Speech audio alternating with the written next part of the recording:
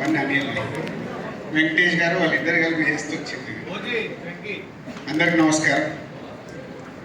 లైఫ్లో యావరేజ్ సినిమాలు చూసాం, ఫ్లాపులు చూసాం, హిట్లు చూసాం, సూపర్ హిట్లు చూసాం, బ్లాక్ బస్టర్స్ చూసాం, క్లాసిక్స్ చూసాం.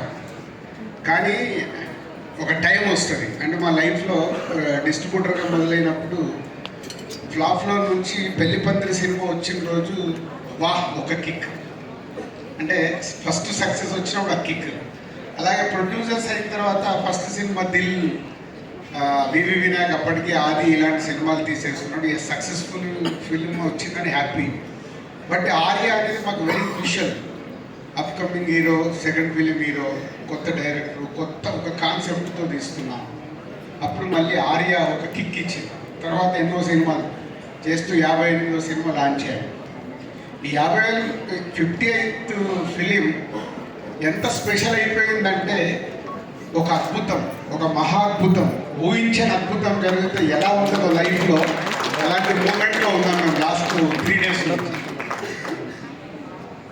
అనిల్ ముందు నుంచి 8 సినిమాల్లో 6 సినిమాలు మా బ్యానర్తోనే చేశారు. వెంకటేష్ గారితో 4 సినిమా ఇది.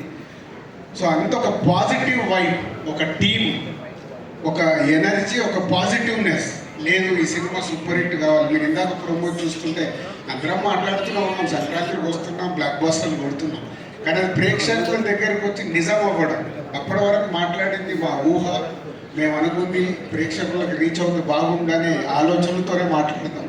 కానీ ప్రేక్షకుల దగ్గరికి వెళ్ళి అంత అద్భుతమైన రెస్పాన్స్ రావడం, ఈ సంక్రాంతికి వస్తున్నానికి అనిల్ ఆ సాంగ్లో ఎందుకు పెట్టాడో తెలియదు. బ్లాక్ బాస్టర్ పొంగల్, అది మాకైతే బ్లాక్ బాస్టర్ పొంగల్ అయింది. Sankranti for ever. ఇంకా మేము 20,000, 30,000, 40,000 సినిమా తీసినా ఈ 2025 సంక్రాంతిని అయితే మర్చిపోలేము. Thank you Anil and Venkatesh గారు. ఇందాక నేను చెప్పాను 4 సినిమాలు.